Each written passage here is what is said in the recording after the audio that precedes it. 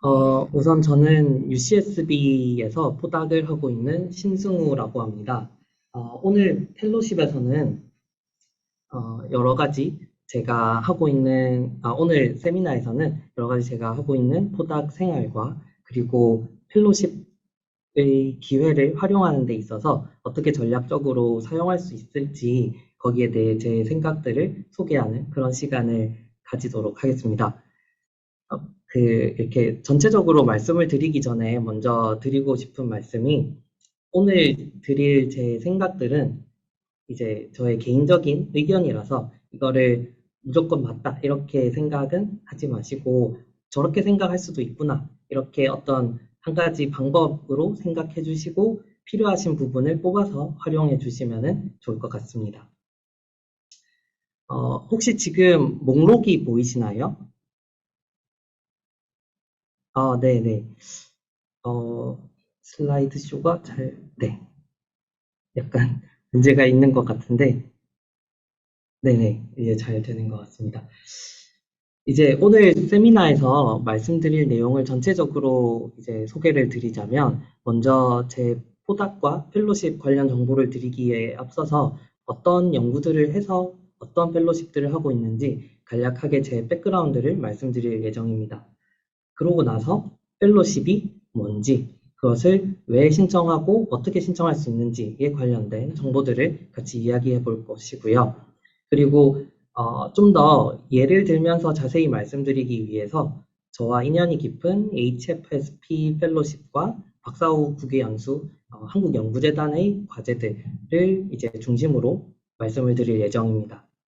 그리고 마지막으로는 사전 질문을 주셨던 내용들에 대해서 최대한 모든 질문에 대해 답변을 드리고 끝 마무리로 제가 하고 있는 포닥 환경에 대해서 소개를 드리도록 하겠습니다.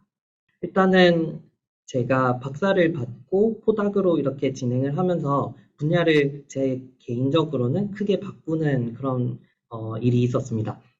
그래서 그 과정에 어려움도 있었는데 이제 어떤 박사 연구를 했냐면 카이스트에서 학석박을 모두 물리학과에서 졸업을 하면서 광학을 연구 주제로 이렇게 연구를 했습니다. 이제 광학 중에서도 3차원 홀로그래피 현미경에 대해서 연구를 했고요. 여기에는 3차원 홀로그래피 현미경은 우리가 병원에 가서 엑스레이 CT 촬영을 해서 우리 내부의 기관들을 관찰할 수 있듯이 생물학적인 세포를 올려놓고 그 내부의 굴절률 분포를 확인할 수 있는 그러한 현미경 기술입니다. 이제 기존에는 세포가 투명하기 때문에 관찰하기 위해서는 형광을 붙이거나 아니면 발현을 시켜야 저희가 관찰을 할 수가 있는데요. 굴절률 홀로그래피 현미경의 경우에는 굴절률을 이용하기 때문에 이러한 추가적인 염색이나 형광의 이용이 없어서 더 빠르게 찍는다거나 세포를 건강한 상태로 오래 관찰하거나 그런 것이 가능해서 많이 연구가 되고 있는 주제입니다. 이제 이제 사진이 나오지 않아서 약간 당황스러운데 그 중에서도 다이렉트릭 텐서라는 분리량을 복원할 수 있는 그러한 기술을 마지막에 개발을 할 수가 있었고요. 그 기술을 개발함으로써 지금 포닥 연구를 하고 있는 연구실로 이렇게 연구 분야를 확장할 수 있었습니다. 이제 제 박사 연구 때는 광학 테이블 위에서 옵틱스들을 얼라인하는 그러한 연구를 많이 했는데, 혹은 코드를 짜고 그런 식으로 연구를 많이 했는데, 제가 지금 와 있는 포닥 연구실들은 제가 개발한 광학 기술을 더 재밌는 곳에 활용할 수 있는 그런 재밌는 구조들을 만드는 연구실입니다. 그러다 보니 완전히 실험을 하는 방법론이 기존에는 광학 테이블 위에서 광학 셋업을 만드는 것에서 지금은 이제 비커나 플라스크에 박테리아를 키우고 박테리아로부터 바이러스를 뽑고 이렇게 완전히 새로운 것들을 배우고 있습니다. 그래서 이제 처음 포닥을 이쪽에 와서 기술들을 배울 때는 이제 제가 박사 때까지는 비커도 제대로 다뤄본 적이 없었거든요. 그래서 이곳에서 이제 학부 연구를 2, 3년 했던 친구들보다, 그러니까 학부생들보다 오히려 제가 실험을 더 못하는 걸 보면서 큰 어려움을 겪고 되게 마음고생이 심했는데, 이제 1년 정도 지나 보니까 아무래도 다른 분야라고 해도 박사를 했던 그런 경험치들이 어디 가지는 않더라고요. 그래서 1년 동안 열심히 해보니 결국 다른 실험 테크닉들이라고 해도 이렇게 습득을 할 수가 있었고, 그래서 프로젝트에 필요한 실험들을 잘 수행을 하고 있는 그런 상황입니다. 네, 그래서 이제 네, 바로 펠로십 얘기로 넘어가 보면요. 그 이제 밑에 있는 화살표랑 그 텍스트들이 제가 박사를 받고 나서 어떤 과제와 펠로십들을 수행했는지를 이렇게 시간 순으로 보여주고 있는 그러한 그림입니다. 2020년 8월에 카이스트에서 박사를 받았고요. 그리고 2022년 5월 미국으로 넘어오기 전까지 1년 8개월 정도 한국에서 교내 과제들을 최대한 많이 수행을 했습니다. 이제 저 같은 경우는 이제 확실히 맞는 정보인지는 아직도 잘 모르겠는데, 이제 국내에서 졸업 후에 들었던 이야기 중에 뭐 박사 후 국외 연수나 한국연구재단의 박사 후 국외 연수 펠로십이나 혹은 세종과학 펠로십 등은 국내에서 받고 나면 외국에 나갔을 때 다시 신청해서 받는 것이 안 된다, 중복 수혜가 안 된다라는 정보들을 들었어서 이제 외국으로 나갈 계획을 가지고 있던 저는 아예 연구재단 과제들 혹은 펠로십은 신청을 하지 않았습니다. 이제 대신에 교내 포닥들을 위해서 나와 있던 과제들을 최대한 많이 신청을 하고 수행을 했었는데요. 그래서 이제 이렇게 교내 포닥용 과제와 펠로십을 받아서 수행을 할 수 있었습니다. 이제 외부에서 봤을 때는 교내 과제를 하는 것이기 때문에 크게 어떤 이력상의 도움이나 그런 것이 안 될 수 있다라고 생각을 할 수 있는데, 제 개인적으로는 이 과제들이나 펠로십을 신청한 것이 굉장히 중요하고 크게 작용했다고 생각합니다. 왜냐하면 저는 박사 때까지는 논문은 많이 써봤지만 이러한 제가 과제를 따거나 제 주제로 펠로십을 따거나 하는 그러한 제안서를 써본 적은 없었거든요. 근데 이제 교내 과제를 신청을 하면서 그러한 과제에 대한 제안서를 작성해 볼 수 있는 그런 경험치들을 쌓을 수 있었던 거죠. 그렇게 이제 교내 과제들을 수행하고 22년 5월에는 미국 캘리포니아 산타바바라에 있는 UCSB에서 포닥을 시작했습니다. 그렇게 5월 초에 넘어오고 5월 바로 업무를 시작한 바로 다음 주까지가 제가 지금 수행하고 있는 HFSP 펠로십의 신청 마감이었어요. 의향서 신청 마감이었고, 이제 그 전까지는, 미국으로 넘어오기 전까지는 신청을 할 생각이 없다가 오자마자 이제 교수님이랑 한번 써보자가 되어서 이것을 신청하고 쭉 진행해서 결국 그래도 나름 해피엔딩으로 끝날 수 있었습니다. 여기에 대해서 좀 더 자세히 나중에 말씀을 드리도록 하겠습니다. 그리고 그 이후에 HFSP는 그 신청하고 선정이 될 때까지 그 과정이 1년 정도 걸립니다. 그래서 최종 선정이 되기 전에 그 기다리는 중에 한국연구재단 박사후 국외연수 펠로십도 이제 지원을 할 수가 있어서 지원을 했었고, 중복수에 선정이 되었었는데 중복수에는 되지 않기 때문에 이것은 선정을 포기했습니다. 그렇지만 이제 이후에 박사후 국외연수의 어떤 제안서나 관련 내용에서도 제가 이렇게 공부를 했던 내용을 같이 공유 드릴 수 있도록 하겠습니다. 네, 그러면 이제 펠로십 관련 정보를 드리도록 하겠습니다. 이제 펠로십이 무엇인지, 혹은 왜 신청하는지, 그리고 어떻게 신청하는지에 대해서 단계별로 말씀을 드릴 예정이고요. 대부분 아실 거라고 생각하지만 그래도 이제 펠로십에 관한 내용 설명이라서 펠로십이 무엇인지 사전적으로 어떻게 이야기가 되고 있는지를 찾아봤어요. 그랬더니 이제 펠로십은 외부 기관이나 재단에서 제공하는 어떤 상이다라고 이렇게 적혀 있더라고요. 그리고 중요한 거는 어떤 펠로십이라고 하면 몇 주부터 시작해서 몇 개월을 주거나 혹은 몇 년간 이제 포닥이나 어떤 대학원생이나 학부생이나 한테 자금 지원을 통해서 처음에 제안서를 통해 제안을 했던 어떤 학문적인 목표를 어치브할 수 있게 지원을 해주는 그러한 그러한 어떤 장치입니다. 어떠한 네, 그 펠로십을 그렇게 말할 수가 있고요.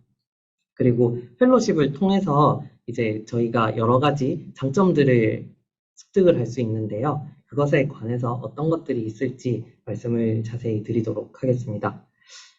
이제 제가 펠로십을 이제 미국에 나오면서도 많이 질문을 받았던 부분 중에 하나가 혹은 제 주위의 친구나 선배들이 걱정을 하면서 이렇게 말을 해줬던 것 중에 하나가 이제 월급을 받고 뭐 계약이 다 되어 있는 건데 왜 굳이 시간과 노력을 더 추가로 들여서 펠로십을 지원을 하려고 하느냐 그런 질문을 굉장히 많이 드문드문 많이 받았습니다. 그런데 이제 펠로십을 제가 신청을 할 때도 든 생각이었지만 그 펠로십에 선정되고 나서도 펠로십을 지원을 잘했다라고 생각이 되는 부분이 밑에 이렇게 제가 기술을 해놓았는데요. 당연히 펠로십을 받으면 독립적인 연구자로서 자기 펀드를 딴 이력이 있다. 그러니까 이력인 관점에서 당연히 큰 장점이 됩니다. 하지만 그 지원하는 그 과정이 어떤 프레시 포닥한테, 특히나 프레시 포닥한테는 큰 도움이 됩니다. 이제 후에 좀 더 자세히 기술을 하겠지만 저 같은 경우는 조금 더 이 펠로십 기회를 전략적으로 활용하는 방법을 생각을 해서 저와 전혀 연관이 없던, 인연이 없던 지금 제가 포닥을 하고 있는 교수님께 처음 컨택을 드릴 때부터 그 컨택 메일에 우리가 이런 식으로 같이 일을 하면은 이런 시너지가 있고 이 주제를 통해서 펠로십을 써보자가 제 첫 컨택 메일이었어요. 그래서 펠로십을 이렇게 써볼 생각이 있으니까 그것에 관해서 우리 줌 미팅을 같이 해보면 어때? 하고 그 이후에 제가 이런 연구를 했고 이런 사람이다 라는 그 소개를 그 이후에 쓴 거죠. 그러니까 이제 펠로십을 지원할 수 있는 것부터가 프레시 포닥들에게는 큰 어떤 기회이거든요. 이제 시간이 지나면 이제 모든 포닥이 다 지원을 할 수가 있는 게 아니에요. 그리고 그렇게 이제 해외 포닥을 나가려고 생각하시는 분들에게는 이러한 펠로십을 지원을 할 수 있는 자격이 있다. 그리고 자기가 어떤 것에 지원 자격이 있는지 그것을 알고 있다는 것 자체가 자신의 경쟁력이 될 수가 있습니다.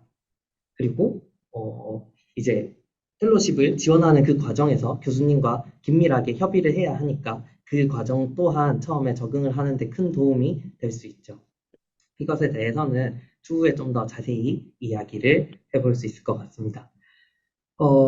이제 그리고 제 경험상으로는 그 교내 과제를 쓸 때부터도 그때는 이제 제가 해외 포닥을 나가기 전에 박사를 졸업한 연구실에서 좀 더 남아있는 상황이었는데요.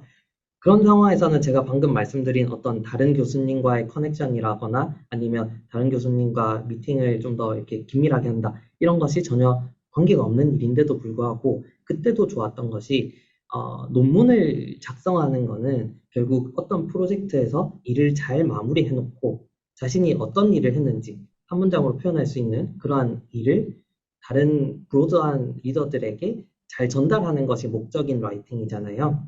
하지만 이러한 과제를 따거나 펠로십을 따는 거는 자신이 할 일에 대해서 어떤 재단이나 기관에서 내놓은 그 펠로십 목적과 잘 맞다라는 것을 설명하고 그걸 설득하고 그러 자신의 일이 왜 경쟁력이 있는지를 이렇게 제안하는 그러한 글쓰기라서 해보니까 논문 작성이랑은 완전히 또 다른 경험이더라고요. 그리고 이제 독립적인 연구자로서는 꼭 필요한 스킬이라고 저는 생각을 하고요. 그래서 이제 프레시 포닥으로서는 이러한 펠로십 지원하는 게 오히려 이게 왜 지원하냐라고 질문하면 반대로 왜 지원 안 하냐라고 물어볼 수 있는 그러한 아주 큰 기회라고 저는 믿고 있습니다. 그리고 이제 이러한 펠로십을 어떻게 지원을 할 수 있느냐에 대해서 말씀을 드리도록 하겠습니다. 저는 이제 어떻게 지원하느냐에 관해서 세 가지 스텝으로 그 단계를 나눌 수 있지 않을까라고 생각해서 이렇게 위에 큰 그림으로 그려 놓았고요. 이제 당연히 자신이 어떤 것에 지원이 가능할지 펠로십 정보들을 찾아야 될 거고요. 그것이 첫 번째가 될 거고, 그 다음 두 번째는 포닥 랩을 정하지 않은 상태라면 이러한 펠로십 정보를 들고 랩을 컨택할 때부터도 어필을 할 수 있겠죠. 혹은 포닥 랩을 정한 상태다라고 하면 그 포닥 어드바이저 교수님과 이러한 펠로십에 지원해 볼 건데 어떠냐 하고 긴밀하게 논의를 해볼 수 있는 기회를 가질 수 있겠죠. 이제 그렇게 해서 세 번째로는 어떤 프로젝트를 할 것인지 아이디어를 디벨롭하고 뭐 이제 프로포저를 작성해보는 세 번째 단계가 될 수 있을 것입니다. 여기에 대해서 조금 더 자세히 말씀을 드릴게요. 이제 첫 번째 단계인 지원 가능한 펠로십 찾기. 이것은 저는 어떻게 했었냐면, 이제 박사 졸업이 다가오면서 어떤 펠로십을 써볼 수 있는 것인지 제 주위에 있는 선배들이나 혹은 박사를 먼저 졸업한 친구들, 이렇게 지인들을 통해서 제일 정보를 제일 많이 얻을 수 있었습니다. 이제 그렇지만 그때 얻을 수 있었던 거는 거의 대부분 이제 한국연구재단에서 나오는 박사후 국외연수나 혹은 세종 펠로십이 거의 전부였고요. 이제 제가 한국에 있을 때는 거의 한국 펠로십에 대한 기회만 거의 정보가 제한되었었어요. 근데 이제 미국으로 나오면서 지금 연구실의 교수님께서 HFSP라는 좋은 펠로십이 있는데 혹시 지원이 가능할지 한번 확인해봐라 라고 정보를 주셔서 확인을 해봤더니 지원이 가능해서 이제 지원을 한 그런 상황이 되죠. 그리고 이제 제 지인들 중에서는 이제 유럽으로 포닥을 가는 그러한 친구들이 있었는데 유럽으로 가는 친구들은 거의 대부분 마리키리 펠로십을 한 번씩은 다 지원을 해보더라고요. 그리고 이 외에도 이제 다른 곳에서도 포닥 펠로십 정보를 얻을 수도 있습니다. 근데 이제 제가 유일하게 알고 있는 거는 하버드 쪽에서 정리한 그 프레시 포닥들이 지원할 수 있는 펠로십 리스트를 정리해 놓은 사이트가 있어요. 지금 화면에 그 링크 중에 가장 마지막에 있는 이것이 그 정보이고요. 여기 들어가 보면 정말 펠로십이 많습니다. 그리고 미국 시민권이 있어야 지원이 가능한 그러한 펠로십들이 되게 많아요. 다시 말하면 미국에서는 펠로십 기회가 되게 많거든요. 하지만 거기에서도 분명히 이제 다른 나라에서 온 포닥이라거나 아니면 뭐 여성이라거나 아니면 소외계층 뭐 이런 식으로 그 지원 정보들이, 지원 자격들이 굉장히 다양하게 많이 있으니까 만약에 펠로십 지원을 생각하고 계신 분이 있다고 하면은 이 사이트나 혹은 다른 정보들을 통해서 가능한 모든 펠로십들을 확인하시고 여러 군데에 다 지원을 해보시는 것을 추천드립니다. 이제 그리고 이제 저는 다른 박사님으로부터 들은 정보 중에 굉장히 좋은 팁이라고 생각해서 여기 소개하는 것이 저랑 다른 분야에 계신 분인데 자기 분야에서 유명한 연구자나 어떤 잘하고 있는 그러한 포닥들이 CV를 공개해 놓은 경우들이 있잖아요. 근데 거기 가보면 그 박사님들이 혹은 교수님들이 받았던 펠로십들이 있어요.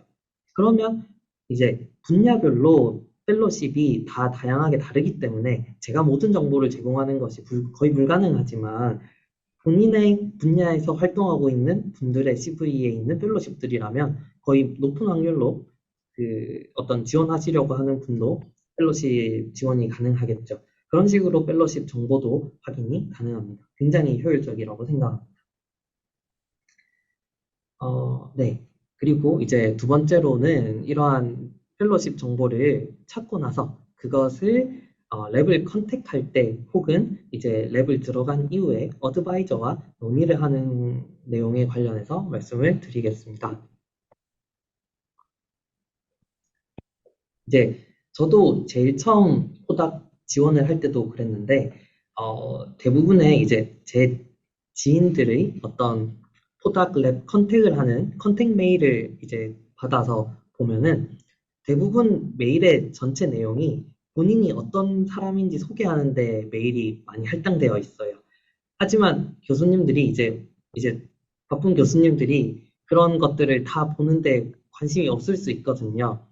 하지만 이제 최근에 미국에서의 연구 환경에 관한 기사들을 이렇게 보시면은 네이처 뉴스나 이런 데 나는 걸 보면은 포닥들이 스트라이크를 많이 하고 있습니다. 그게 뭐냐면은 연봉을 조금 더 올려달라는 거죠. 제가 있는 이 유니버시티 오브 캘리포니아 시스템도 작년 말에 스트라이크를 해서 연봉들이 막 오르고 그런 일들이 있었는데, 하지만 이제 과제 개수는 제한이 되어 있기 때문에 포닥들의 연봉이 그런 식으로 오르면 교수님들이 포닥을 뽑고 관리하는데 부담을 느끼시거든요. 이제 그러한 부분에 관련해서 랩 컨택을 하는 메일의 초반 부분에 아예 이러한 펀딩을 자기가 물어볼 수 있다. 우리가 이런 식으로 지원을 할 수 있다. 라는 거를 얘기를 해주면 그러한 교수님들이 그래도 높은 확률로 그 메일을 주목하고 쭉 읽어볼 확률이 높아질 수 있겠죠. 그래서 어, 이제 원래부터 커넥션이 있는 그러한 교수님이 아니라 메일로 바로 컨택을 하는 그러한 상황이라면 초반부터 이제 저는 어떻게 작성을 했냐면 저는 뭐 카이스트를 졸업한 뭐 신승우라는 사람인데 광학을 전공했고 너희가 하고 있는 연구 분야가 이거니까 우리가 하면은 이러한 시너지가 날 거라고 나는 기대한다. 그리고 이러이러한 펠로십들에 내가 엘리저블티가 있으니까 우리가 같이 이렇게 시너지를 낼 수 있는 연구들에 대해서 펠로십 지원을 한번 해보자. 그리고 이러한 지원을 하는 것에 관해서 좀 더 자세히 논의를 해보고 싶으니까 줌 미팅을 해보는 게 어떻겠냐 해서 좋은 시간들이 있으면은 그때를 알려주면 내가 줌 미팅 잡겠다 해서 이제 그러고 나서 본인의 어떤 상세한 그러한 어떤 내용들을 작성하고 뭐 CV나 리서치 스테이트먼트나 이런 것들을 포함시켜서 이제 컨택 메일을 보내는 거죠. 이제 그런 식으로 그 펠로십에 딴 게 아니라 펠로십을 지원할 수 있다라는 것만으로도 컨택 메일을 보낼 때 조금 더 전략적으로 활용하면은 좋을 것이라는 그러한 생각을 저는 이제 공유를 드리고 싶었던 것이고요.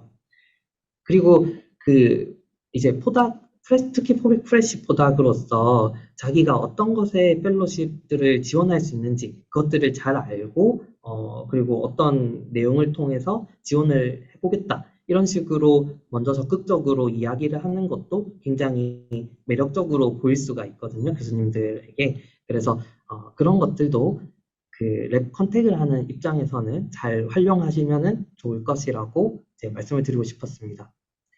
그리고 이제 저는 컨택을 할 때는 그런 식으로 메일로 컨택을 했지만 여기에 도착하고 나서 HFSP에 대해서 그 펠로십 지원에 관해 교수님과 짧은 시간 안에 논의를 해서 지원을 한 상황이었거든요. 이제 짧은 시간이어서 더 그랬겠지만 그 랩에 도착하자마자 교수님과 매일매일 미팅을 하고 두세 시간씩 계속 얘기를 하고 그 펠로십 지원하는 어떤 주제를 잡고 어떻게 우리가 연구를 해볼 것이냐 이런 거에 대해서 굉장히 밀접하게 초반부터 얘기를 해볼 수 있었죠. 제 생각에는 그러한 것이 그 본인이 이제 포닥 생활 동안 같이 일할 교수님들의 어떤 업무 스타일 혹은 이제 나중에 펠로십 프로포절을 쓴다고 하면 어떤 라이팅을 하시는지 라이팅 스타일을 빠르게 파악하는데 아주 큰 도움이 된다고 생각을 합니다.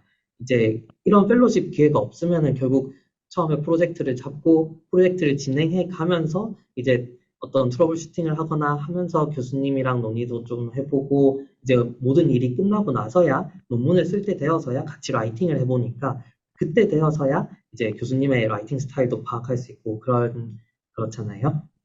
그래서 이렇게 펠로십을 지원하는 것만으로도 그 어떤 자기와 같이 일할 교수님을 파악하는 데 큰 활용을 할 수 있다라고 생각을 합니다.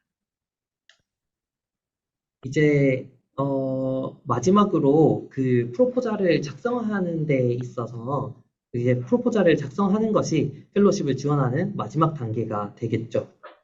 근데 그 이제 이제 프레시 포닥이라면 대부분의 경우 논문을 작성하는 거는 굉장히 익숙할 거라고 생각합니다.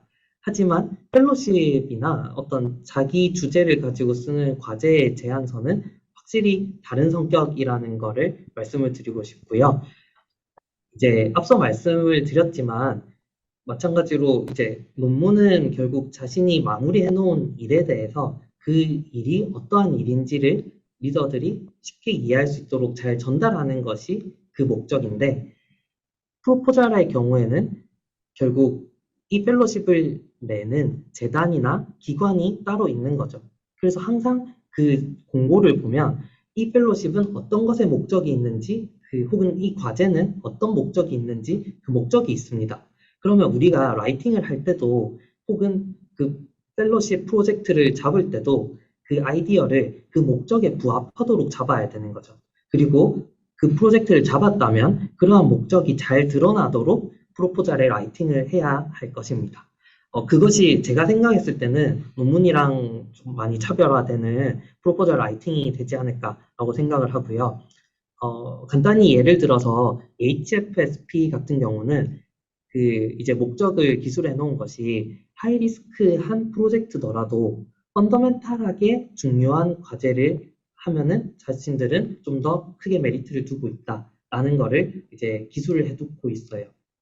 그러니까 단순하게 이제 엔지니어링으로 그냥 개선하는 그러한 연구를 지원하지는 않을 것이다 라는 거를 두고 있는 것이죠. 그럼 프로젝트를 아이디어를 잡을 때도 그리고 아이디어를 이제 기술하는 프로포저를 쓸 때도 그것에 잘 맞다, 우리가 핏하다 라는 거를 어필하는 라이팅이 되어야 할 것입니다. 네. 그리고 이제 저 같은 경우는 HFSP와 한국연구재단 박사후 국외연수의 두 펠로십을 지원을 했었는데, 대부분 펠로십 지원할 때 보면 이 동일한 주제로 다른 펠로십에 지원을 했느냐를 많이 물어봐요. 이제, 이제 그거를 물어보는 것부터가 동일한 주제로 여러 군데 지원을 하면 조금 불이익이 있지 않을까라고 그것을 확실하게 알지는 못하지만 그렇게 추측을 해서 이제 두 펠로십에 지원을 할 때 완전히 서로 다른 주제를 잡아가지고 지원을 했습니다. 이제 그러다 보니 제가 이제 이 연구실에서 진행하는 프로젝트, 독립적인 프로젝트 두 개에 대해서 교수님과 모두 자세히 논의를 해볼 수 있었던 그런 기회를 가질 수 있었던 거죠. 그래서 여러 펠로십에 지원을 하게 되면 특히 이제 두 개나 세 개 정도 되면 그러니까 두 개, 세 개 프로젝트를 진행하는 데에 큰 도움이 될 수 있고요.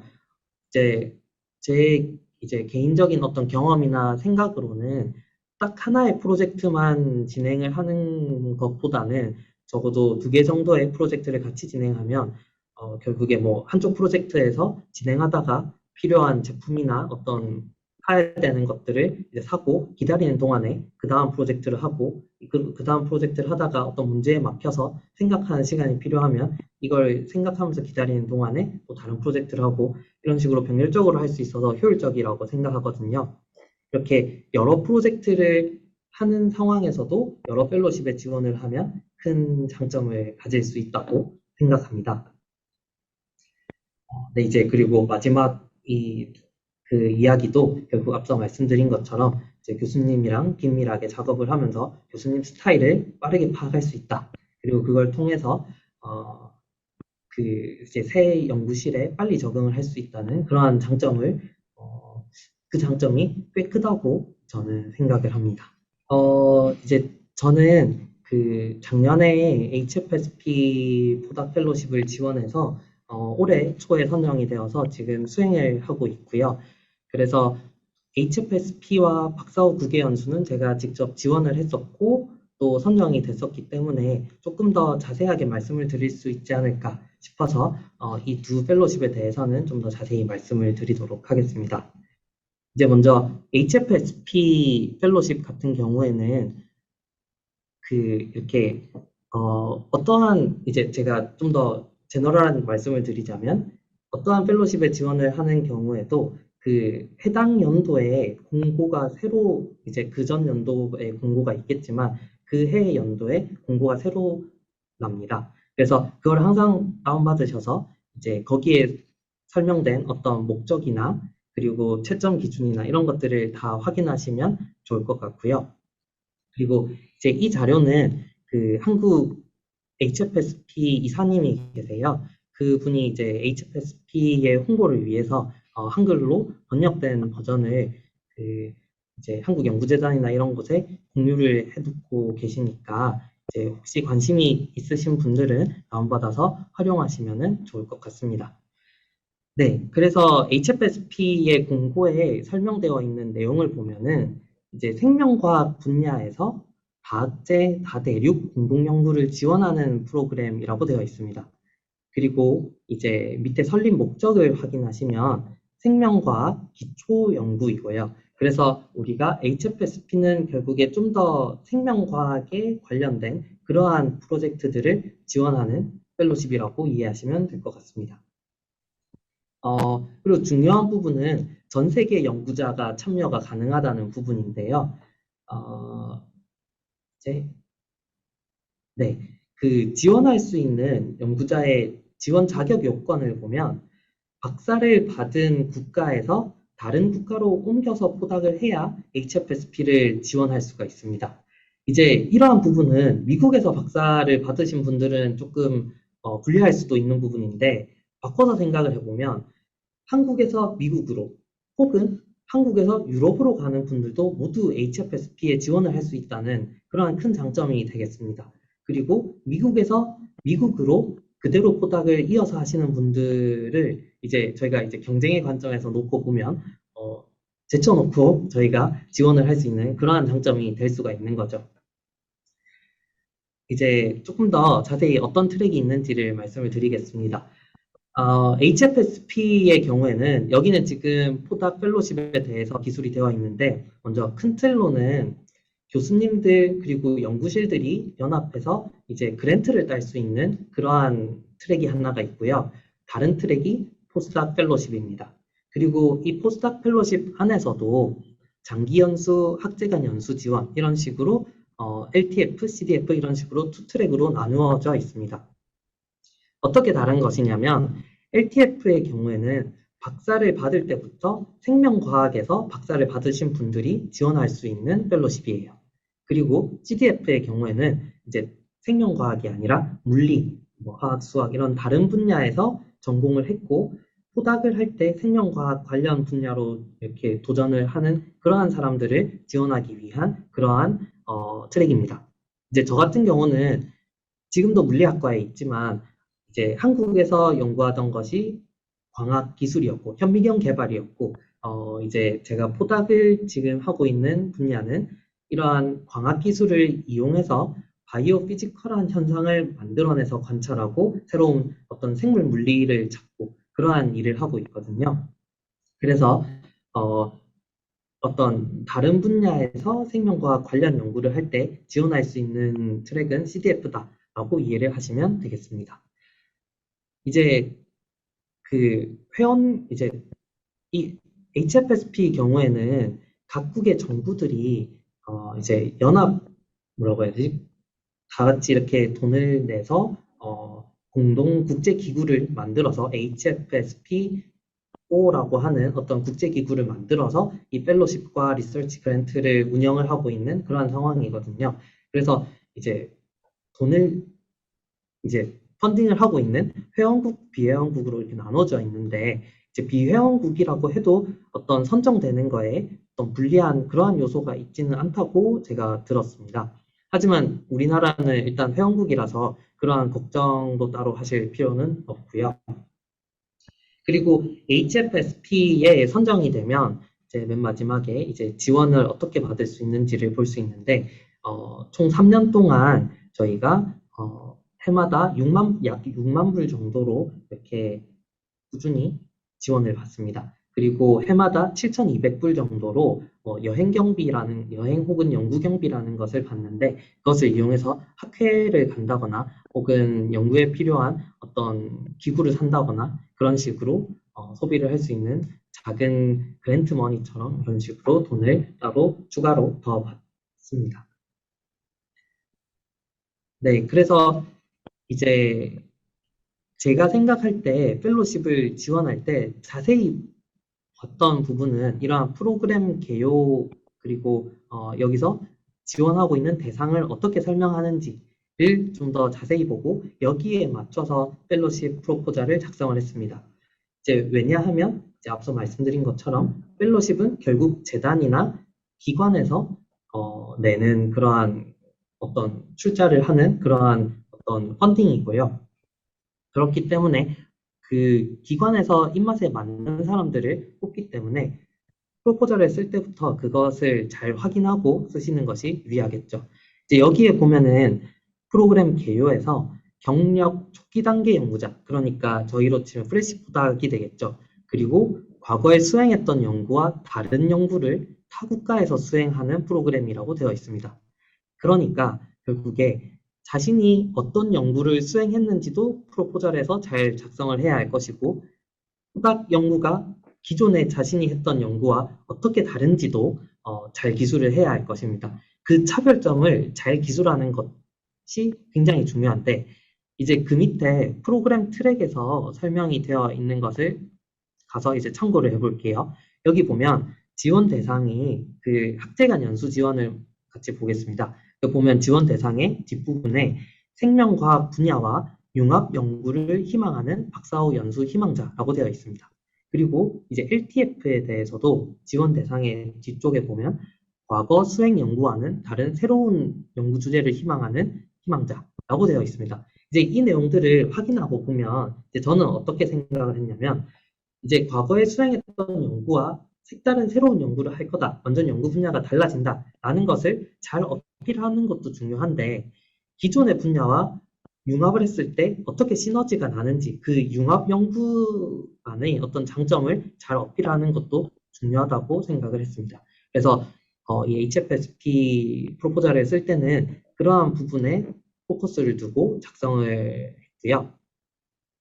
이제 그 또 쭉 밑에를 보시면은 제한 조건을 보시면 뭐 연수 개시일 기준 2번을 보시면 연수 개시일 기준 4월 1일 기준에서 기체류 기간이 12개월을 넘어가면 안 됩니다.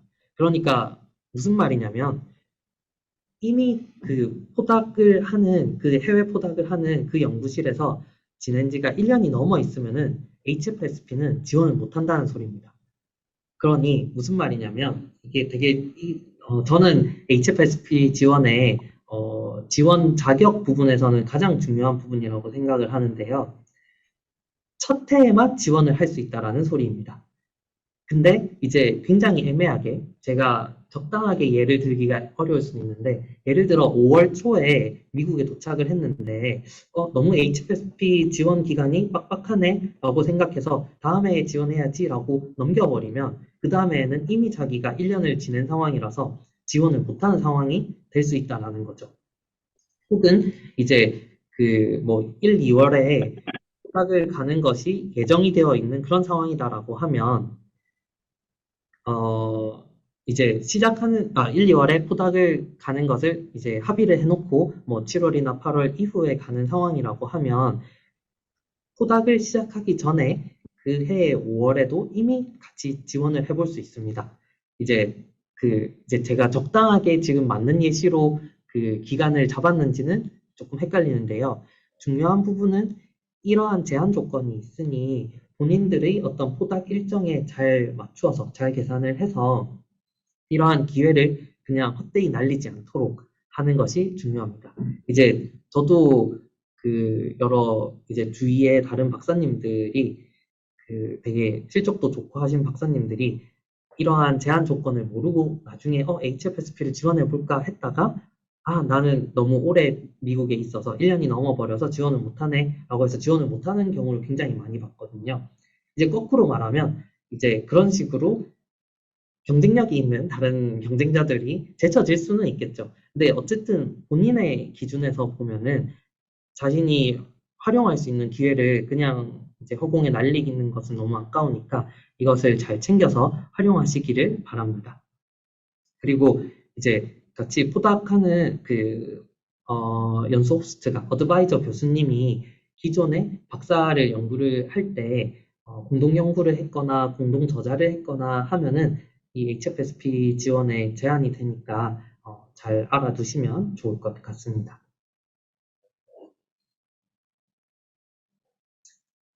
이제 HFSP의 프로포잘 작성에 관해서 말씀을 드릴 텐데요. 이제 HFSP는 2021년부터 의향서, Letter of Intent를 먼저 내고 여기에 통과를 해야 풀 프로포잘을 작성을 할 수가 있습니다. 저는 이게 굉장히 HFSP만의 굉장히 큰 장점이라고 생각을 하는데요. 이 의향서라고 하는 게 결국 우리로 치면 학회 초록 정도의 분량을 요구하거든요. 짧게 이제 이제 분량이 정확히 기억은 안 나는데 다 작성해도 이제 그 A4 용지 한 바닥을 안 넘기는 그 정도 양이 나와요. 타이틀 하나 쓰고 그리고 어떤 앱스트랙트 같은 어떤 연구를 할 거고 이런 어필을 이제 이런 것에 이제 장점이 있고 이런 시너지를 낼 수 있다. 이게 거의 글의 전부입니다. 근데 이제 제가 확인했던 다른 펠로십들은 대부분 처음 지원할 때부터 풀 프로포저를 다 작성해야 됩니다. 이제 대부분 펠로십이 떨어지는 사람이 훨씬 많은데, 그런데 모든 사람들이 다 풀 프로포저를 작성해야 되고, 그리고 그 심사위원 분들도 그걸 다 확인을 채점을 해야 된다라는 그러한 시간과 노력상의 어려운 부분이 있거든요.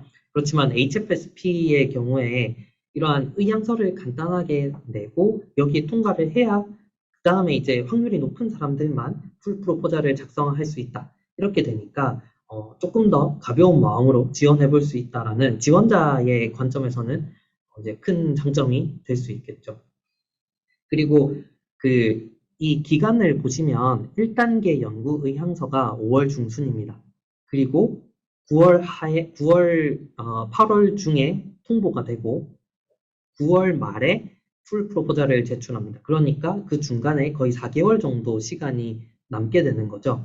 그래서 레터 오브 인텐트는 조금 시간이 짧더라도 교수님과 어떤 프로젝트를 하자 하고 좀 큰 틀에서의 논의를 한 후에 이제 1단계 통보를 기다리면서 어차피 할 프로젝트니까 아이디어 디벨롭을 하면서 풀 프로포저를 차근차근 준비할 수 있다는 장점이 될 수 있는 거죠. 이러고 만약에 1단계에서 떨어졌다라고 하면 그 아이디어를 다른 펠로십에 지원하면 되니까 이렇게 생각하든 저렇게 생각하든 우리가 장점으로 활용할 수 있게 되는 거죠. 그리고 이제 보시면은 거의 2단계의 풀 프로포저를 쓰는 사람들은 거의 한 2배수 정도를 뽑는 걸로 제가 알고 있는데요. 이제 레터 오브 인텐트에서 떨어지면 왜 떨어졌는지를 안 알려줘요. 근데 풀 프로포저를 냈을 때 떨어지면 떨어진 사람한테는 왜 떨어졌는지 설명을 해준다고 합니다. 그 리뷰어들의 어떤 코멘트가 쭉 정리돼서 보내진다라고 제가 확인을 했고요. 근데 저는 이제 그렇게 떨어지면 받는다는 걸 알고 있어서 선정된 후에는 저한테 안 주길래 리뷰어 코멘트를 안 주길래 달라고 해봤거든요. 저도 궁금하다고. 근데 이곳에서의 어떤 규정이 합격자들한테는 어떤 리뷰를 받았는지 코멘트를 안 준다고 하더라고요. 그래서 저희 프로포절이 어떤 점이 어필이 되어서 왜 합격이 됐는지는 합격자들은 알 수가 없습니다. 다만 저희가 생각해 볼 수 있는 거는 HFSP의 어떤 목적인 펀더멘털한 연구를 한다. 그리고 저의 기준에서는 제 전문성과 여기서의 어떤 전문성을 합쳐서 융합 시너지를 잘 낸다라는 것이 잘 어필이 되지 않았나라고 생각을 합니다. 그래서 왜냐하면 거기에 포커스를 두고 제가 작성을 했으니까요. 그래서 혹시 HFSP에 지원을 하실 분들은 이러한 점들을 이제 좀 더 유념을 하셔서 진행을 하시면 좋지 않을까 생각을 봅니다. 네, 그리고 이제 박사후 국외연수에 관해서 말씀을 드리겠습니다.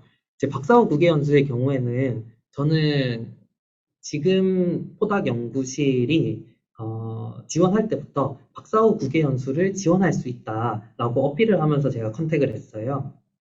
그래서 이제 박사후 국외연수의 경우에는 보통 2월 말에서 3월 초 사이에 지원을 하거든요. 근데 저는 5월 달에 포닥을 시작했으니까 포닥을 시작하기 전부터 지금 교수님과 메일을 주고받으면서 프로젝트 아이디어를 짜고 이 프로포저를 준비해서 제출을 했었습니다. 그런데 이제 여기에 포닥을 오기 전에 지원을 했었던 그 첫 번째 지원에서는 떨어졌었습니다.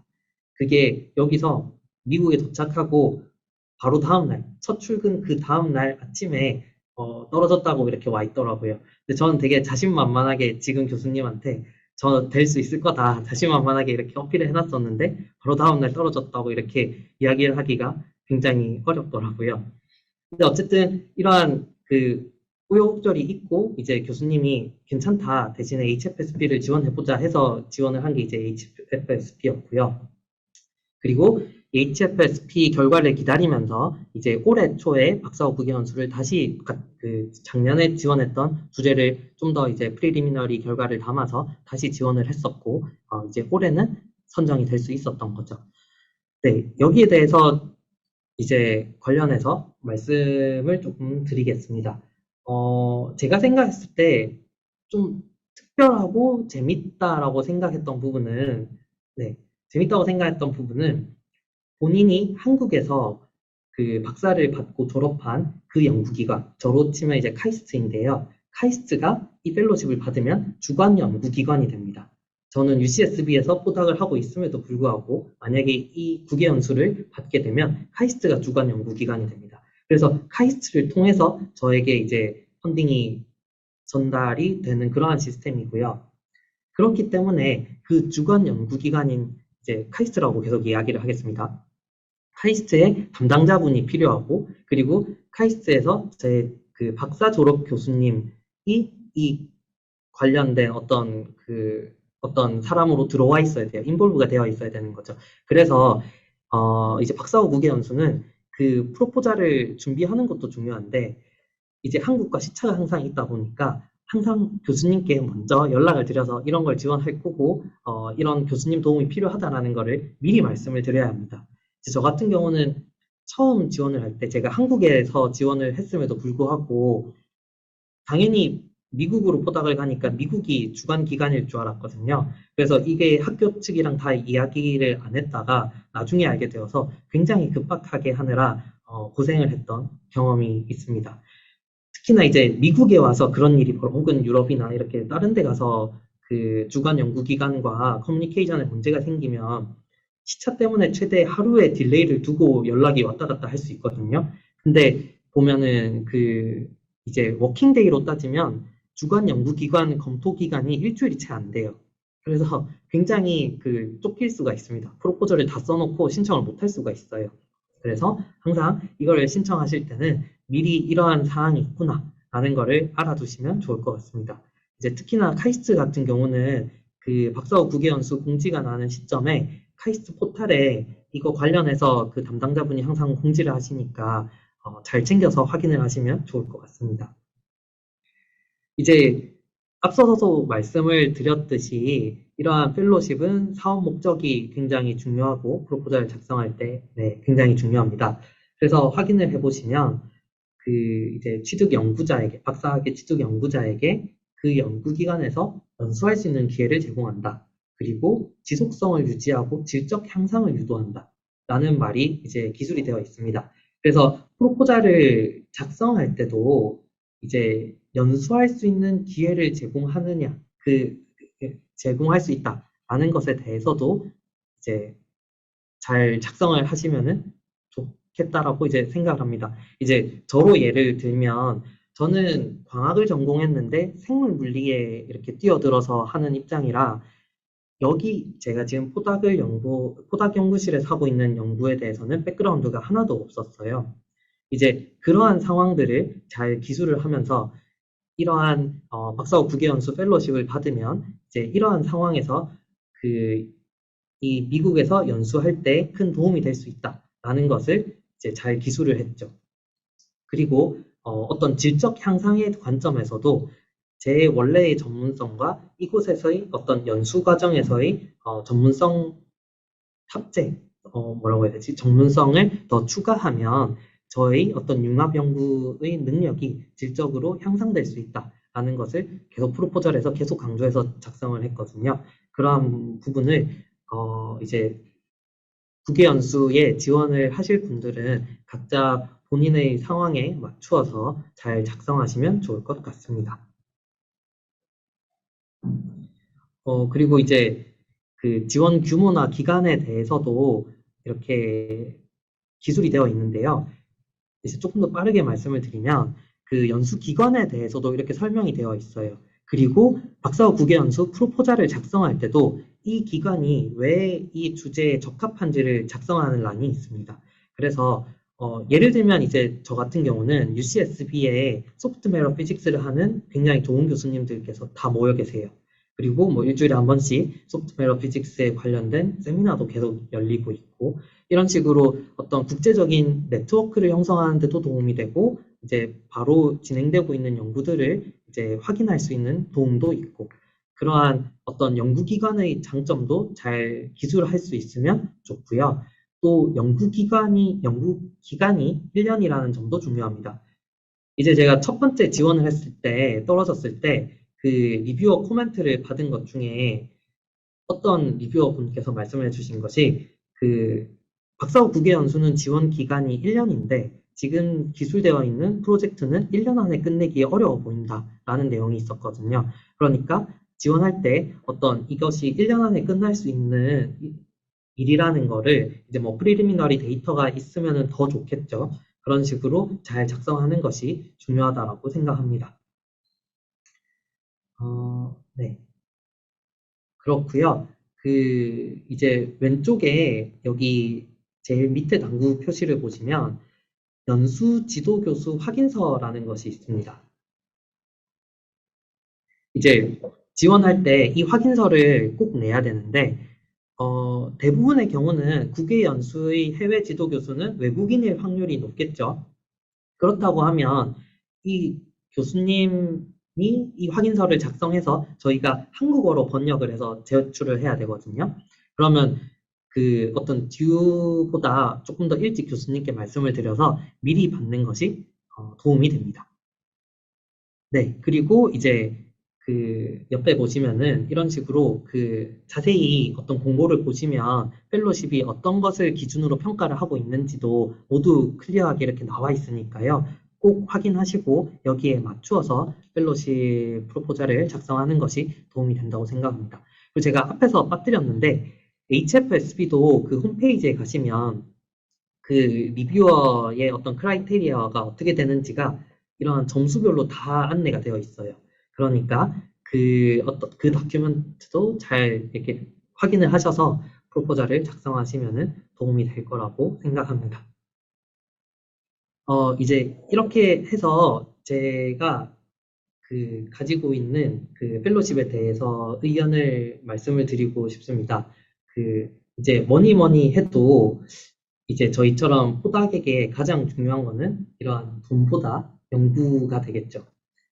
그래서 연구 성과를 내는 게 가장 중요한데, 근데 펠로십들을 지원해보고 이러한 결과들을 받아보니 확실히 이러한 펠로십 지원 과정과 그 결과가 모두 저희가 수행하고 있는 연구에 도움이 될 수 있습니다. 혹은 이걸 전략적으로 지원할 수 있는 조건부터도 전략적으로 잘 활용을 하시면 본인 연구를 혹은 커리어에 있어서 큰 도움이 될 수 있게끔 활용할 수 있다고 저는 믿고 있고요. 이제 그렇게 되도록 하시면은 좋을 것 같습니다. 네.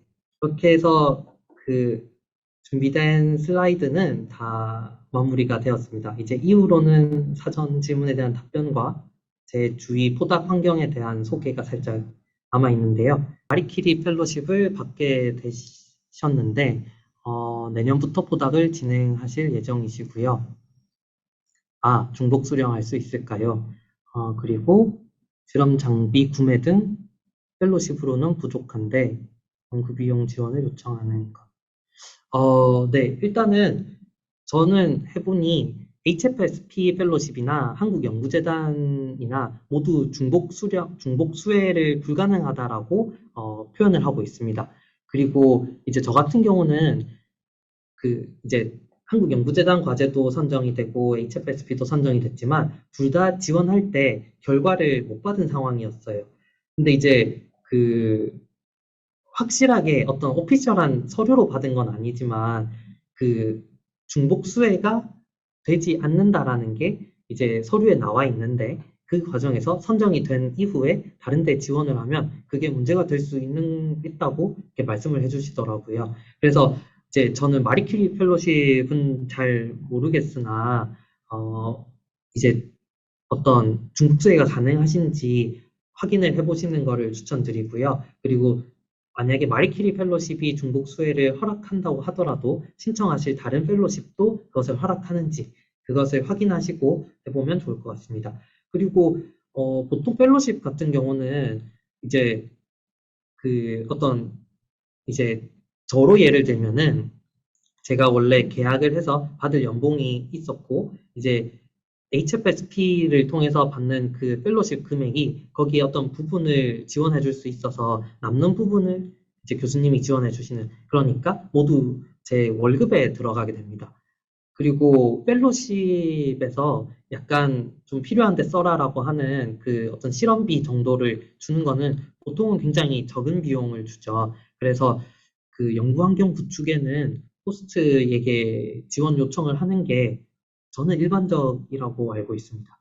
그리고 보통 호스트가 이제 토닥을 거의 무료에 가깝게 활용을 하는데, 페이를 안 주고 하는데, 어떤 그런 환경 구축에 돈을 하는 거는, 투자를 하는 거는 아마 웰컴하지 않을까요? 네.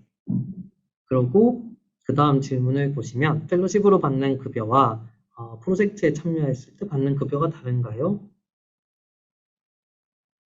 음, 이제 방금 답변 드린 거랑 조금 비슷한 느낌인데, 그 펠로십을 받기 전에는 교수님과 계약을 통해서 정해져 있는 어떤 연봉이 있고요. 그리고 펠로십을 받게 되면 그 펠로십이 만약에 계약한 연봉보다 큰 금액을 준다. 그럼 당연히 펠로십 100%로 이제 급여를 받게 될 것이고, 만약에 계약한 월급이 펠로십 금액보다 더 크다라고 하면 이제 저의 경우에는 펠로십으로 그 금액을 받고 차액을 교수님에게 식으로 하고 있습니다.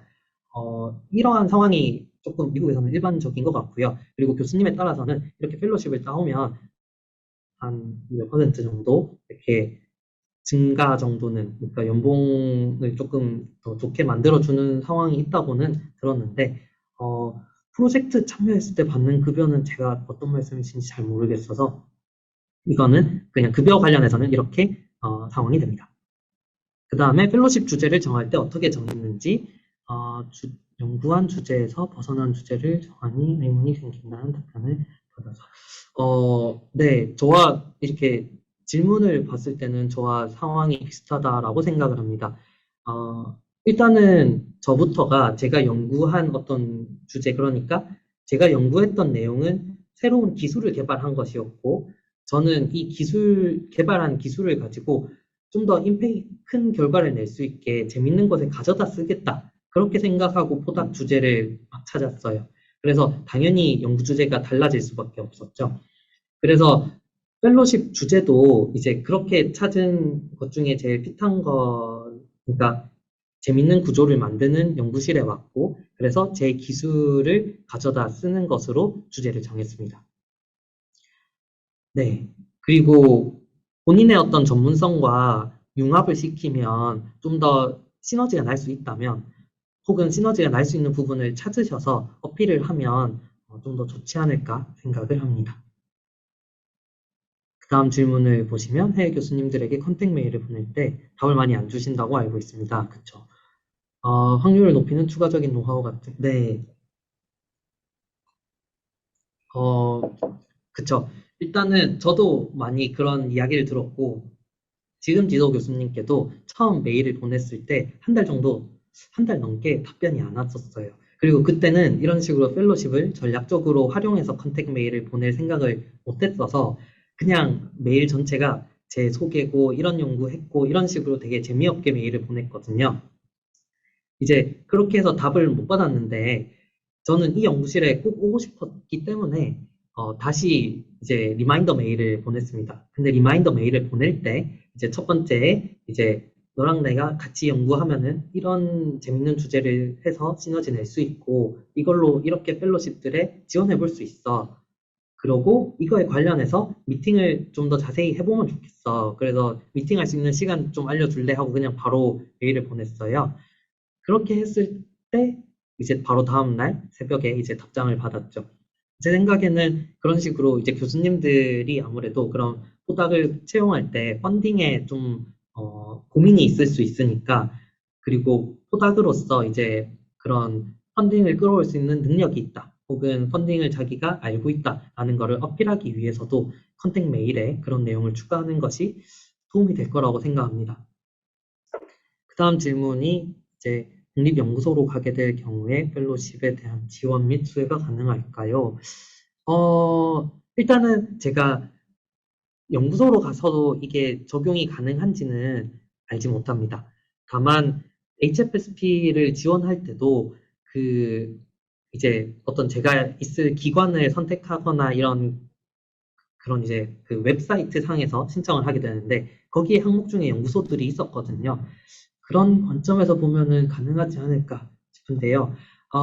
HFSP 같은 경우에는 그 홈페이지를 들어가 보시면은 어워드들을 다 나열해 놨어요. 어느 학교에서 어떤 연구를 하고 있는지들을 정보를 이렇게 적어 놨으니까 거기에 연구소가 있는지를 확인해 보시는 것도 방법이 될 것 같습니다. HFSP가 아니라 다른 펠로십도 마찬가지고요. 말씀하신 과제처럼 외부 과제로 지원받을 때 웨이버 신청에는 문제가 없을까요? 죄송하지만 웨이버 신청은 어떤 말씀이신지 제가 잘 모르겠어서 네, 이거는 넘어가도록 하겠습니다.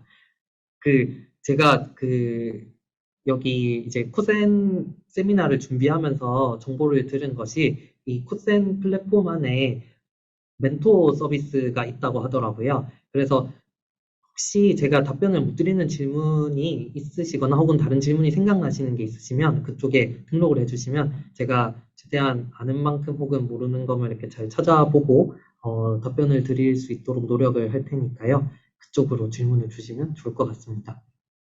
그 다음 질문이 펠로십 지원에서 발표까지 시간이 긴데 그 전에 다른 펠로십 선정이 될 경우 어떻게 하는 게 좋을까요? 선정 취소하면 불이익 같은 건 없을까요? 네, 제가 딱 그런 경우고요. 기다리는 동안에 박사후 국회 연수도 돼서 이제 저는 좀 복잡한 과정을 거쳤습니다. HFSP 기관에도 연락을 하고 이제 한국연구재단에서 HFSP 관련해서 이렇게 담당자분이 계셔서 그리고 이제 한국 이사분도 계셔서 같이 메일을 전체적으로 계속 왔다 갔다 하면서 정리를 했는데 이제 최종적으로는 그 다른 펠로십을 지원하는 것 자체는 아주 좋다고 생각합니다. 그리고 선정이 양쪽에 뭐 중복해서 된다고 하면은 CV에는 모두 그러니까 선정을 본인이 포기하더라도 CV에는 그 내용들을 모두 포함해서 기술을 할 수가 있습니다. 이제 구글링을 해보시면은 미국에서도 그러한 경우가 굉장히 좀 흔한데 여러 펠로십을 지원하고 중복 수혜가 되면 대부분 이제 하나만 선택을 할 수 있고 나머지들은 자기가 이상을 받았지만 중복 수혜가 안 돼서 취소한다. 그래서 그런 것들로 CV에 기술한 거를 볼 수가 있습니다. 네. 그래서 이렇게 펠로십 선정을 자신이 포기하는 게 흔하기 때문에 불이익 같은 거는 없는 것으로 알고 있습니다. 네, 그것까지는 제가 잘 모르겠네요. 불이익이 있는지 자체는. 다음 질문을 보면 해외 포닥을 계획하고 있으나 시작을 못한 상황인데 최선의 펠로십 네, 현 상황에서 신청할 수 있는 최선의 펠로십이라고 하면 이제 제가 아는 펠로십들은 대부분 해외 어떤 지도 교수님이랑 같이 프로포자를 작성하게 됩니다. 그러니까 어떤 연구실에 가서 어떤 연구를 할 거다라는 거를 보통 펠로십에 기술하다 보니 어떤 연구실 갈 거다라는 게 포함이 되어 있어야겠죠. 근데 이제 해외 포닥랩과 독립적으로 신청할 수 있는 펠로십이 있는지는 제가 알지 못해서 정보를 드리기가 어려울 것 같습니다. 그리고 혹시 해외 포닥 계획이 있으시다면 이제 위쪽 질문에서도 나왔듯이 보통 해외 교수님들이 답장이 빨리빨리 안 와요. 그 빨리 오는 경우가 굉장히 드뭅니다. 이제 들은 바로는 이제 제 주위에서는 거의 6개월, 7개월 넘어서 답장이 온 경우도 있고 그렇거든요. 그래서 이제 혹시나 너무 조심스러워 하시는 상황이라면 저는 그랬는데 이제 저는 이제 계속 지원하는 메일을 완벽하게 만들고 혹은 제가 이제 리비전을 하고 있었던 상황에서 리비전 결과까지 다 내고 그 다음에 지원해야겠다라고 생각해서 계속 지원 메일 자체를 늦게 보냈거든요. 근데 처음부터 답장이 빨리 안 올 거야라고 생각하고 일찍 지원을 메일을 보내보는 것이 도움이 될 수 있을 거라고 생각합니다.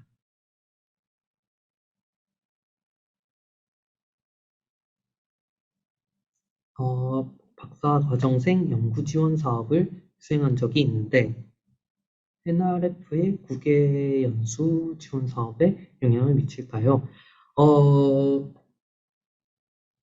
이거 제가 박사과정생, 네, 이것만 하고 사전 질문 답변으로 넘어가겠습니다. 박사과정생 연구지원 사업은 제가 수행을 안 해봐서 확실하게는 모릅니다. 다만 국외연수 지원 사업 그 서류를 공지 서류를 다운받아 보시면은 그 어떤 예를 들면 세종 펠로우십이랑 같이 지원을 못한다라거나 혹은 뭐 이러한 어떤 과제를 한 사람은 지원을 못한다. 뭐 몇 개 이상 못한다. 이런 식으로 제한 조건들이 잘 기술이 되어 있으니까요. 그 서류를 확인하시는 것이 좋다고 생각합니다. 네, 다른 분이 답변을 해주셔서 감사합니다. 그러면 바로 사전 질문 답변으로 넘어가도록 하겠습니다. 네, 첫 번째 질문이 연구 분야 확장에 대한 질문이고요. 확장 시 가장 중요하게 생각한 부분과 어디까지 얼마나 다른 분야까지 고려할 것이냐에 대한 가이드라인이 있었는지 물어봐 주셨는데요.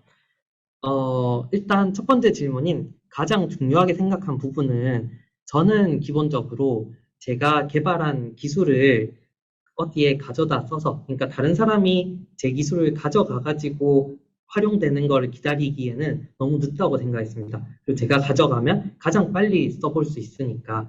그래서 제 기술을 활용할 수 있는 가장 최적의 분야를 찾는 게 저에게는 중요하게 생각한 부분이었고요. 그리고 이 분야 확장에서 중요하게 생각한 약간 조금 두 번째 후순위로 생각한 부분은 제가 원래 하던 분야에서 너무 많이 틀지는 말자라는 부분이었습니다. 하지만 결과적으로는 그게 약간 2번에 대한 답이 되는데요.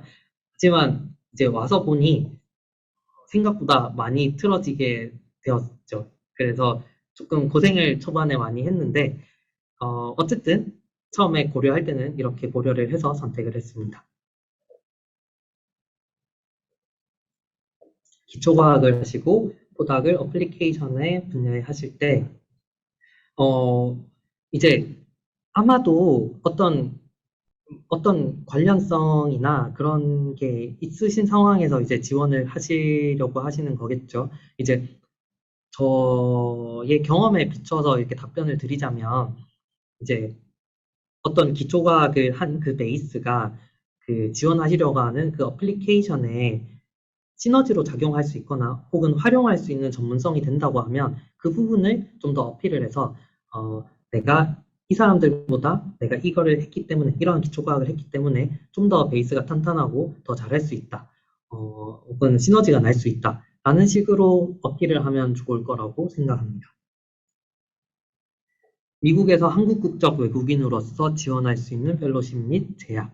네, 일단은 그 이전에 말씀을 드렸던 HFSP나 혹은 라이프 사이언스 리서치 파운데이션이라는 LSRF라는 다른 펠로십도 있고, 뭐 마리키리도 미국이니까 마리키리는 아니겠고요. 여러 가지 펠로십들이 있고, 또 분야에 따라서도 지원할 수 있는 펠로십이 굉장히 다양하고 다릅니다. 그리고 학교별로도 또 학교 펠로십들도 또 따로 다 있고요. 그래서 일단은 제가 추천드리고 싶은 방법은 그 앞쪽에 말씀드렸던 하버드나 혹은 다른 데서 정리해 놓은 펠로십 정보를 정리해 놓은 사이트들을 잘 확인하셔서 이제 그 지원 조건에 외국인이 지원할 수 있는 그러한 펠로십들을 한번 정리를 하시고, 그리고 또 지금 지원하시는 어떤 혹은 계시는 해외 연구실의 지도 교수님에게도 한번 문의를 해보세요. 그러면은 정보를 얻을 수도 있습니다. 네, 펠로십 지원 방법이나 팁은 이제 말씀을 드린 것 같고요. 펠로십 이후 계획이라고 하셨는데, 이제 펠로십 이후 계획을 실제로 박사후 국외연수의 프로포절에 작성하도록 되어 있거든요. 이제, 그래서 이 펠로십을 받고 나서 자신이 이제 제 계획을 물으신다고 하면, 어, 계속 이렇게 해서 연구 성과를 내고 저만의 어떤 연구 분야를 확장해서 전문성을 이렇게 취득하는 것이 제 계획이라고 할 수 있고요. 그 프로포절을 작성할 때도 이러한 펠로십 이후 계획도 그 뭐 박사후 국외 연수에서도 어떤 그 사업 목적에 관련돼서 나온 내용들이 있어요. 뭐 어떤 국내 연구자가 해외에 나가서 국제적인 네트워크를 형성하고 선진 기술이 발달하는 거를 그 현장에서 바로 습득을 하고 뭐 그런 것들이 있으니 그것에 관련되어서 프로포저를 작성하시면 좋을 것 같습니다. 네, HFSP 펠로십의 석세스 레이트가 13%인데, 네, 그 중점적으로 평가하는 부분은 일단 제가 왜 됐는지는 알려주지 않아서 모릅니다. 다만 그 HFSP의 그 선정 어떤 타겟 자체가 하이리스크 하되 펀더멘탈한 어떤 연구를 하는 거에 HFSP는 목적을 두고 있기 때문에 그러한 부분에 중점해서 평가를 한다라고 생각합니다. 또 이제 만약에 CDF와 같이 다른 분야에서 지원을 하시는 상황이라면 융합되는 어떤 장점, 그러니까 본인의 기존 전문성과 새로 포닥을 하는 것의 차이를 확실히 기술하고 이것이 융합됐을 때 어떤 장점이 되는지를 중점적으로 평가한다라고 생각합니다. 국내 박사 졸업자가 지원할 수 있는 펠로십, 찾는 과정을 알고 싶으시고, 네, 네, 그 펠로십을 사전에 선정하게 되어, 그러니까 멘토를 선정하게 되어 있는데, 네트워크가 없는 멘토에게 연락하는 과정과 멘토에게 거절당했을 때 어떤 과정. 네, 일단은 그 국내 박사 졸업자가 지원 가능한 펠로십은 이제 앞서 말씀드렸던 그런 한국연구재단 펠로십들과 분야별로 그런 펠로십들이 있고, 앞서서 드렸던 정보를 확인하시면 좋을 것 같습니다. 이번을 보시면은 이제 저와 동일한 상황이고요. 네트워크가 전혀 없는 교수님께 저는 컨택 메일을 보내서 잘 돼서 지금 와 있는 상황입니다. 그리고 처음에는 거절은 아니고 메일이 씹혔죠. 그래서 답장을 못 받은 상황이었는데 다시 이렇게 어필을 해서 이제 된 상황이고요. 만약에 그 인터뷰나 이런 게 다 됐는데 거절을 당했다라고 하면은 저는 일단 이렇게 인터뷰를 하고 거절을 당한 상황은 아니라서 제가 답변을 드리기는 조금 어려울 것 같습니다. 이제 앞으로도 그 올해 슬기로운 포닥 생활에 다른 연사분들이 계시니 다른 분들께 여쭤보시면은 좋을 것 같고요. 이제 이번에 앞쪽 질문에 네트워크가 전혀 없는 멘토에게 연락하는 과정 관련해서는 저는 지금 교수님과 네트워크가 없었지만 지금 교수님을 그래도 약간 잘 아시는 교수님과 유니스트의 물리학과 정준우 교수님이 계시는데 그분과 제 학위 과정에 공동 연구를 해볼 수 있는 기회가 있었습니다. 이제 그분으로부터 이쪽의 연구 분야나 제가 있는 연구실의 교수님 관련 어떤 성품, 그런 어떤 연구실 실적 이런 것에 관련된 얘기들을 많이 들을 수 있었거든요. 그래서 좀 뒷배경을 그러니까 실적뿐만 아니라 그 연구실의 분위기나 어떤 그 교수님이 어떠신지 실제로 성품이 어떠신지 이런 것들도 잘 알아보시고 이런 컨택을 해보시면 좋을 것 같습니다.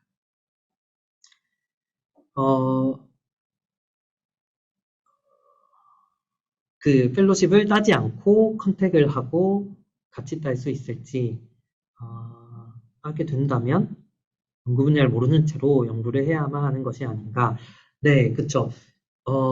일단은 저 이제 쭉 발표 과정에서 계속 말씀을 드렸지만 펠로십을 같이 따자고 퓨처 PI에게 컨택을 한 상황이고요. 저는 이러한 방법이 펠로십을 따고 나서 지원을 하면 분명히 메리트가 있겠죠. 펀딩의 관점에서. 하지만 그 펠로십을 따는 과정에 논의할 수 있는 기회나 혹은 프로젝트를 같이 구상하고 혹은 라이팅을 같이 해보고 그런 기회들을 다 잃어버리는 것이라서 일단은 컨택하는 그 시점부터 같이 펠로십 써보자라고 하는 게 좋을 거라고 생각합니다. 그리고 그 과정에서 이제 만약에 자기가 해왔던 연구 분야가 아니라 다른 연구 분야로 가게 되면 아무리 준비를 한다고 해도 자신이 해왔던 박사급의 연구만큼 깊이 있게 해당 연구실의 연구를 알기는 어렵다라고 생각합니다, 현실적으로. 그렇지만 이렇게 펠로십 지원을 준비하는 과정에서 교수님과 논의를 통해서 이렇게 좀 깊은 이해를 하는데 도움이 될 수 있겠죠. 그런 식으로 펠로십을 활용하면 좋을 것 같습니다. 지원해야 된다는 생각이 드는데, 펀딩을 따서 지원해야 된다는 생각이 드는데, 금전적인 문제를 어떻게 세웠는지, 그리고 국내에서 2년간 포닥생활, 그리고 공대 영어 성적과 총 몇 군데 하셨는지, 그리고 왜 여기를 선택했는지, 그리고 가장 중요한 요소가 무엇인지. 네, 일단은 그 첫 번째 문제는 저는 펀딩을 따서 지원한 건 아니고 그 계약을 한 후에 펀딩을 지원한 상황입니다. 그래서 금전적인 문제는 처음에 계약이 되어 있었기 때문에 얼마나 연봉을 받을지 되어 있었기 때문에 그 부분은 정리가 되어 있었습니다. 국내에서 2년간 포닥 생활을 했습니다. 1년 8개월 정도 했고요. 이제 그때 여러 가지 저에게 중요한 일들이 있었는데, 일단은 박사 졸업을 하고 결혼이 있었고요. 그래서 결혼을 준비하는 중요한 일이 있어서 국내에 있을 수밖에 없었고, 또 제 대표 논문의 리비전이 그 기간 동안 이루어졌습니다. 제 여기서 포닥을 22년 5월에 시작했는데, 제 대표 논문이 출판된 게 22년 3월인지 2월인지 그쯤이거든요. 그래서 네, 리비전을 하고 결혼을 준비하고 그렇게 보냈습니다. 미국 포닥을 이 기간 동안에 준비했냐라고 하셨는데, 그 준비라고 하는 게 컨택 이유를 말씀하신다면 애매한 것이 이제 21년 12월에 제가 첫 컨택 메일을 보냈거든요. 그것도 제가 계속 미루다가 이제 리비전이 잘 끝나고 컨택해야지 하고 계속 미루다가 이제 리비전이 끝났고 마침 그리고 더 미루면은 너무 늦어질 것 같아서 그때부터 했죠. 하지만 해놓고 나서 보니 답장이 아주 천천히 와서 미리 하는 게 좋을 것이라고 추천드리고 싶습니다. 영어 성적 같은 경우는 제가 물어보는 곳을 한 번도 못 봤어요. 그리고 이제 대부분의 어떤 외국 교수님들은 일단 기본적으로 저희의 어떤 영어 논문 실적이 있으니 영어 라이팅은 할 수 있을 거다라는 게 기본 가정이고요. 그리고 소통에서 어느 정도 소통이 될 거냐라고 하는 건 결국 인터뷰 과정이 있기 때문에 네, 영어 성적을 요구하는 곳은 제가 못 봤습니다. 하지만 뭐 네, 랩마다 또 다를 수 있을 거라고 생각합니다. 지원은 총 6군데, 7군데 정도 했습니다. 현재 학교를 선택한 이유는 일단은 처음부터 제 1지망이었고요.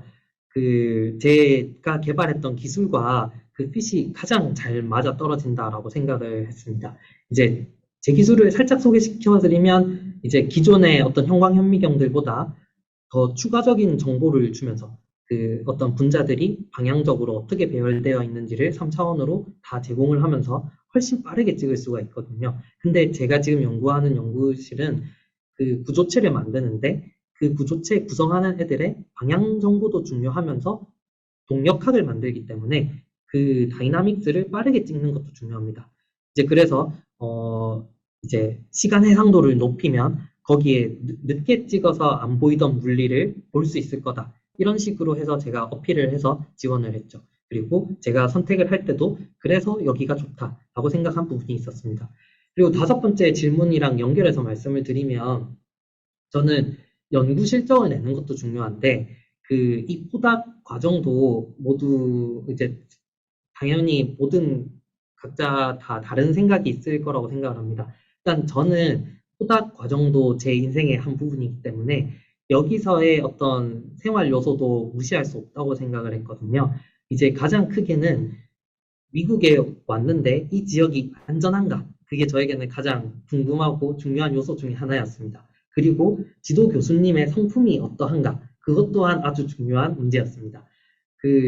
이제 추천받은 다른 교수님 중에 한 분은 아주 인성이 안 좋아 라는 이야기를 이제 추천해 주신 교수님으로부터 들었거든요. 하지만 실적은 잘 낼 수 있어 라는 이야기를 들었고요.